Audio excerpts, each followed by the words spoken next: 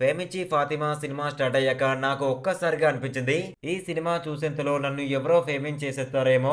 కానీ surprisingly story మాత్రం కొత్తగా ట్రై చేసింది. స్టోరీ ఫాతిమా అనే అమ్మాయి చుట్టూ తిరుగుతుంది. ఆమె జీవితం, ఆమె ఎదుర్కొనే సమస్యలు, సొసైటీ ఎలా ట్రీట్ చేస్తుంది అనేది సినిమా చెప్పాలనుకుంటుంది. డైరెక్టర్ ఎమోషనల్‌గా ట్రై చేశాడు. కానీ కొన్ని చోట్ల మెసేజ్ బలంగా ఉన్నా, నెమ్మది ఎక్కువగా ఉంటుంది. కొన్ని సీన్స్‌లో చాలా సీరియస్‌గా ఉన్నా, బ్యాక్‌గ్రౌండ్ మ్యూజిక్ అలా పీక్ మోటివేషన్ ఆపరేటర్ మోడ్‌లోకి వెళ్ళిపోతుంది. ఫ్రెండ్ క్యారెక్టర్స్ ప్రతి 5 నిమిషాలకి క్వైట్ వేస్తాడు.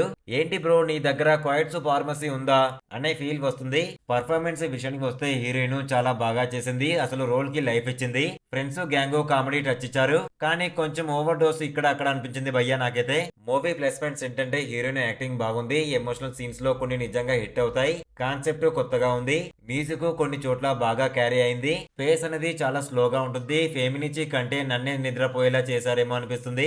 కొన్ని సీన్స్ మెసేజ్ కంటిన్యూస్ డోస్ గా ఉంటాయి. ఎడిటింగ్ కొంచెం బలహీనంగా ఉంటుంది. మొత్తానికి ఫేమినిచి ఫాతిమా ఒక message oriented emotional drama. Slowness mind లో పెట్టుకుంటే ఒకసారి చూడొచ్చు. ఎమోషనల్ మూవీస్ ని ఇష్టపడే వారికి ఈ మూవీ బాగా నచ్చుతుంది. ఈ మూవీకి నా రేటింగ్ వచ్చేసి 3.1 out of 5. Message strong, packing మాత్రం బాగా లాంగ్ ఉంటుంది.